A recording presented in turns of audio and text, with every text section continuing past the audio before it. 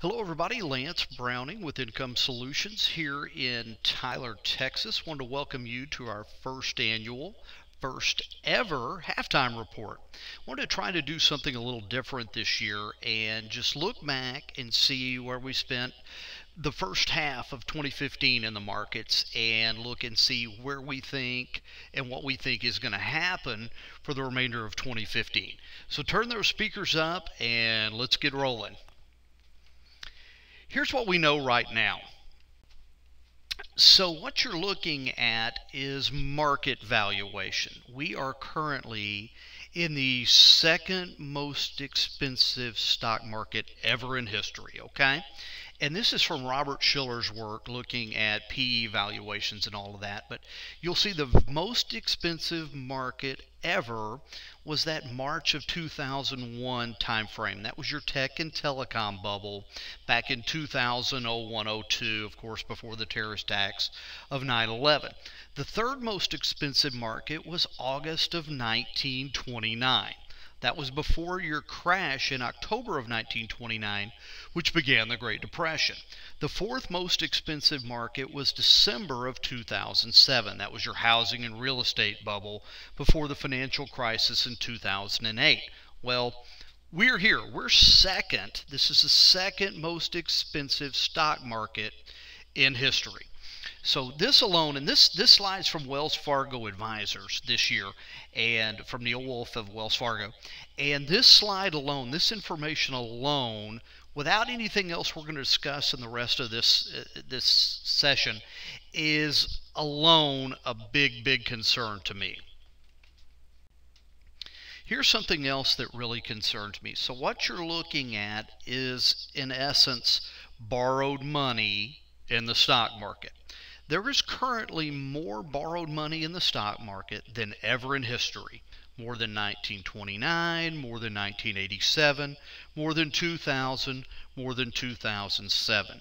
According to the New York Stock Exchange, margin debt, which is borrowed money in the stock market, is at about $476 billion.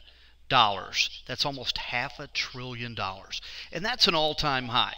So what you're looking at, the blue line is the stock market going back about 20 years, and you see the market spike up there in that tech bubble, March of 2000. And you also saw the red line, which is borrowed money in the stock market. Now, we're not talking about government debt here. We're simply talking about people borrowing money to buy stocks with. So you saw that big bubble in March of 2000, followed by a crash of 2001-02.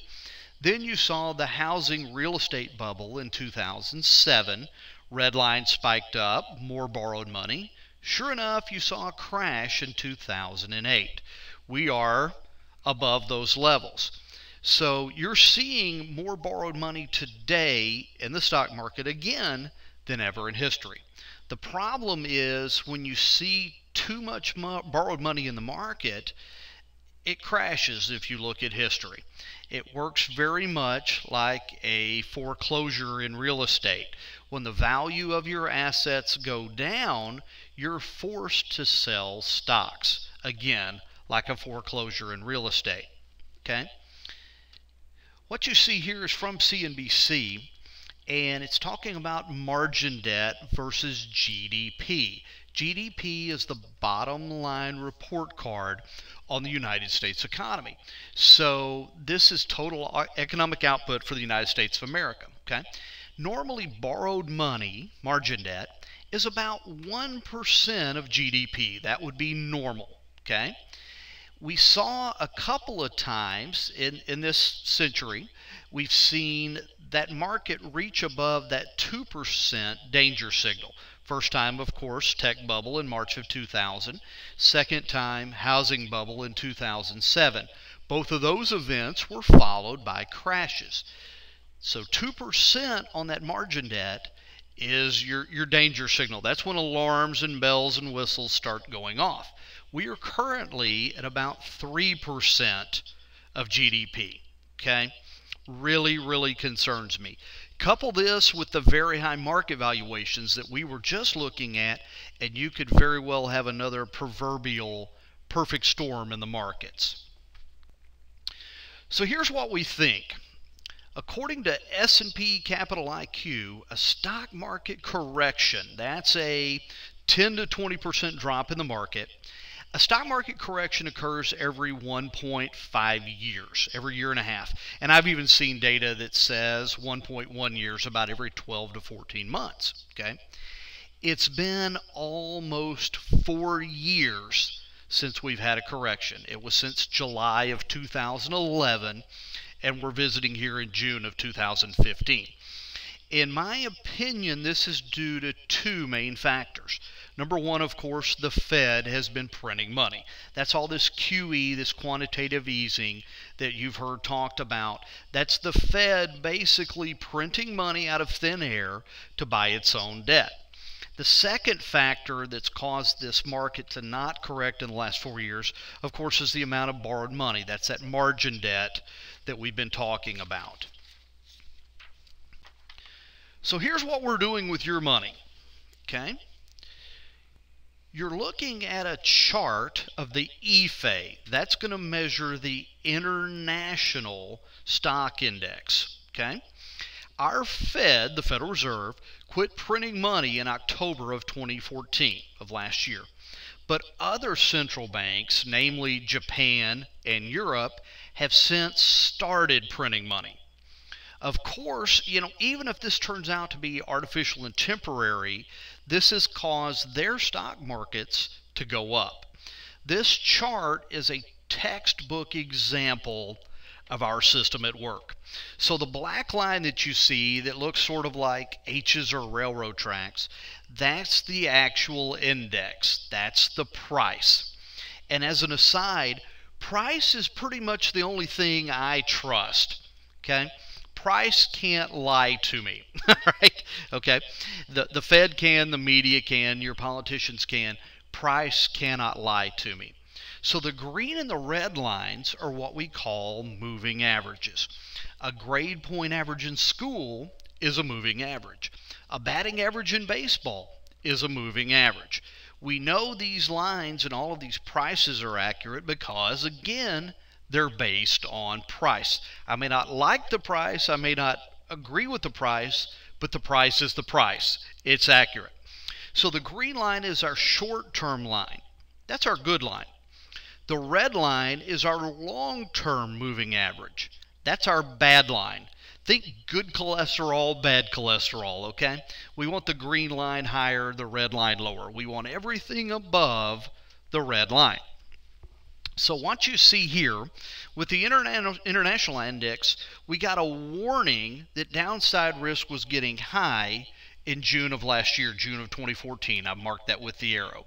Relative strength had gotten high. That was your warning shot that you had quite a bit of downside risk in this index, in this position.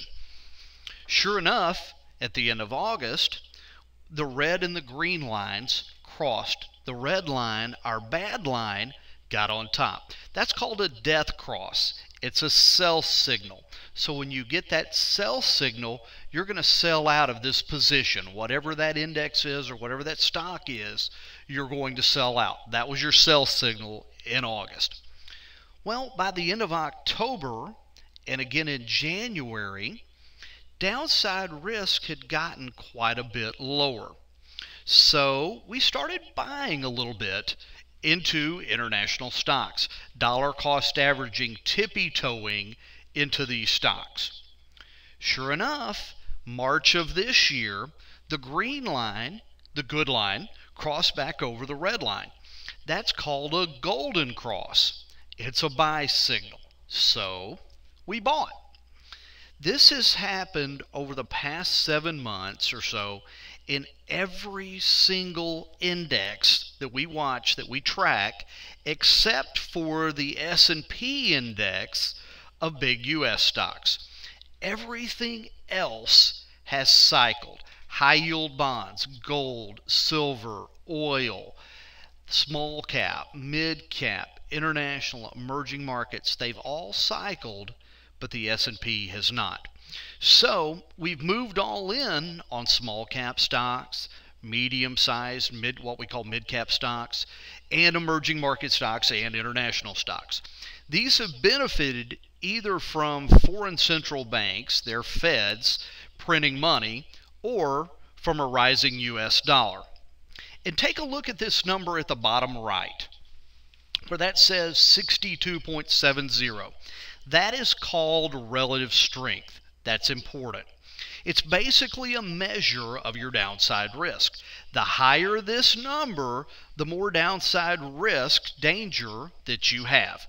At about 70%, downside risk is very high. That's that warning that we talked about that happened in the international stocks last June.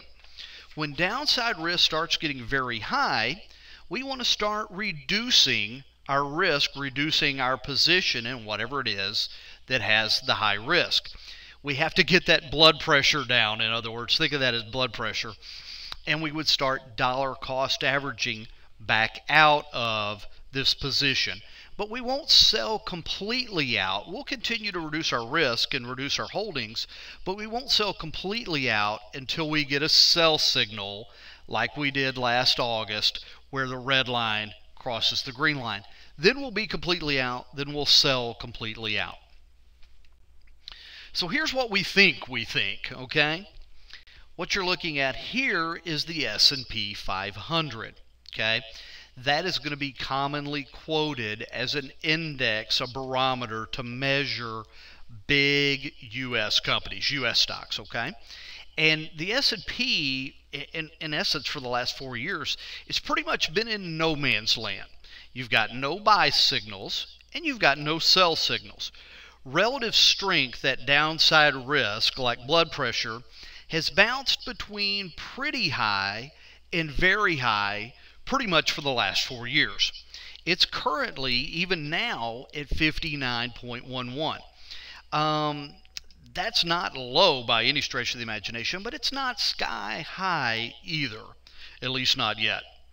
For the last 4 years, you've seen as that downside risk in the S&P will get really high, then go back down some without us getting a full sell signal or that market correction of 10 to 20%.